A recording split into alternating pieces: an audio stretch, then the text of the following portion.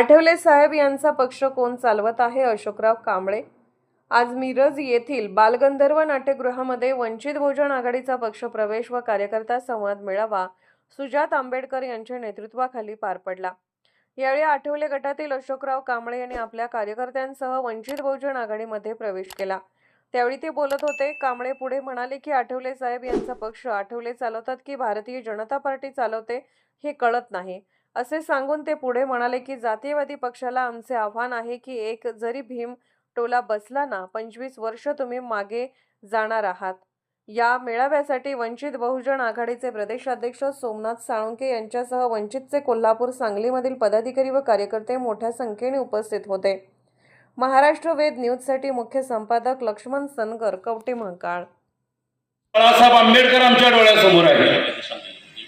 शांत आहोत आम्ही, आम्हाला डिवचायचा प्रयत्न करू नका। जातीवादी पक्ष, जातीवादी संघटनेला आमचं आव्हान आहे, एकदा जर तुम्हाला भीम टोला बसला परत तुम्ही 25 वर्ष मागे जाणार आहे। म्हणून शांत आहोत आम्ही।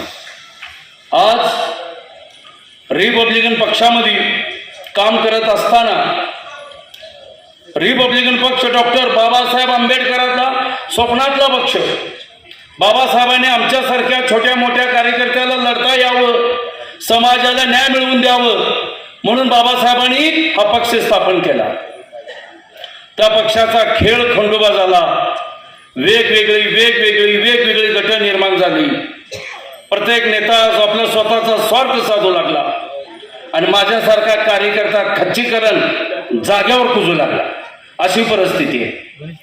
म्हणून आठवले गटाचा जो पक्ष आहे, रामदासजी आठवले साहेबांचा जो पक्ष आहे, तो पक्ष आठवले साहेब चालवतात का भारतीय जनता पार्टी चालवते ही कळत नाही। अशोक कांबळे एक पॅंथरचा योद्धा, वयाच्या 17व्या वर्षी पायात गोळी खाऊन रंग मैदान सोडून कधी अशोक कांबळेने पाठ दाखवला नाही। छातीत ठोकून पुढे राहिलो मी। किती बोगस केसेस करशील रे बाबांनो, सत्तेदारांनो। 41 गुन्हे दाखल केले माझ्यावर, 41 गुन्हे। समोर वकील बसलाय माझा अण्णा जाधव